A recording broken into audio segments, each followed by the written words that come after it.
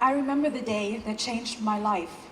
That day I had prepared for so many years, leaving behind my family, my friends, back home in Egypt. Seeking a master's and PhD degree at the Technical University of Munich, chemistry department. Yes, I wanted so much to do basic sciences. I went and had a degree in organometallic chemistry. At that moment, when I went out of this room where I had the panel of chemistry professors asking me these questions and allowing me only 10 minutes to talk about my research topic, I had the feeling I would never finish. But I made it. And when I moved out of this room, I had people celebrating with me, applauding, telling me, yes, I made it. They were witnessing that I was qualified according to German standards. But during that celebration, I actually had only one thought in mind. I wanted so much to go back to my home, to deliver all the messages I received, to transfer the knowledge, to build up a lab, to have my own students. I went back to the Faculty of Engineering at Shams University.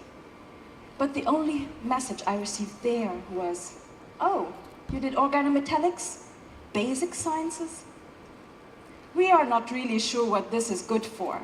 You'd better go back and do something useful. It took me a while to get over this.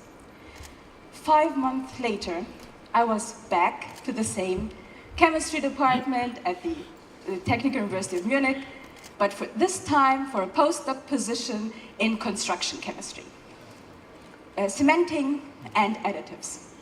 The Petroleum Institute of Abu Dhabi started a collaboration with the Technical University of Munich, and I was invited to coordinate this collaboration. So again, I moved to Abu Dhabi. I learned everything about petroleum chemistry.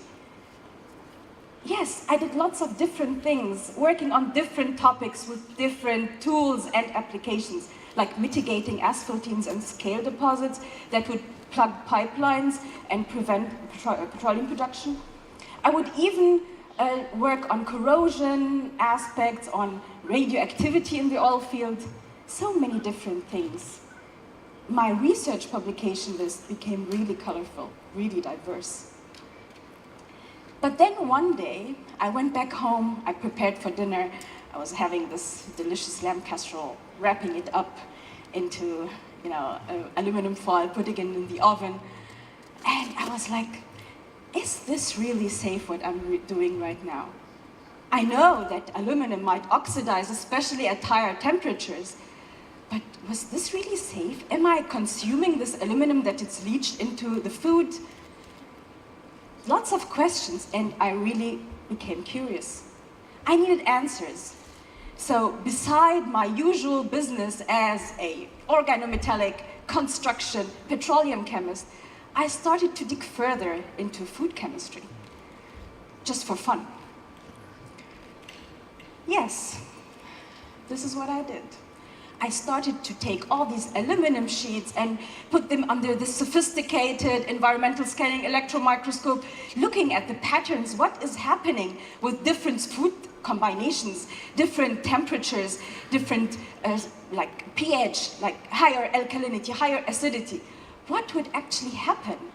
And then I even took this to my lab, and I started to bring in all my assistants working on this and trying to find solutions. And guess what? We published the results. So what actually started out as science for fun became or turned into a really serious thing. Aluminum leaching might not be an issue if it's just consumed once or twice. I mean, if it on a daily basis, if it's accumulated in your body, then it would definitely exceed WHO regulations. So you'd imagine families, millions of families, are using aluminum foil to wrap up their food, put them in the oven. And more than this, they would even use aluminum cookware as the most popular material ever used, especially also in the developing world. So yes, aluminum has replaced copper because it's cheaper to produce and it's easier to clean, while copper oxide is toxic and would definitely need to be removed. Aluminum oxide is actually giving you this inert surface that would prevent aluminum leaching into food. So, but how can you teach millions of people not to scrub their aluminum pots while they're used to it? Food safety has become one of the main concerns of the global community. We have just started to investigate the enormous impact of industrialization on human health, and of course the diseases of aging. So I started to dig further. What is the relationship between aluminum leaching and potential diseases like Alzheimer's disease? 27 million people around this globe are affected by Alzheimer's, and this number is going to increase. So aluminum is not only found in pots, it's also found in water because it's used as a coagulant, as aluminum sulfate for cleaning water. My background actually in organometallic chemistry provided me with some informed ideas to reinvent the membrane technology.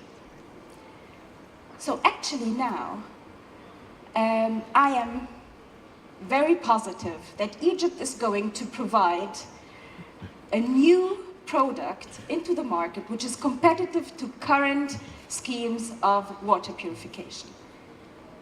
So I hope that I could show that my organometallics background actually was useful. I shared my journey with you. You might be inspired to go and have your own business.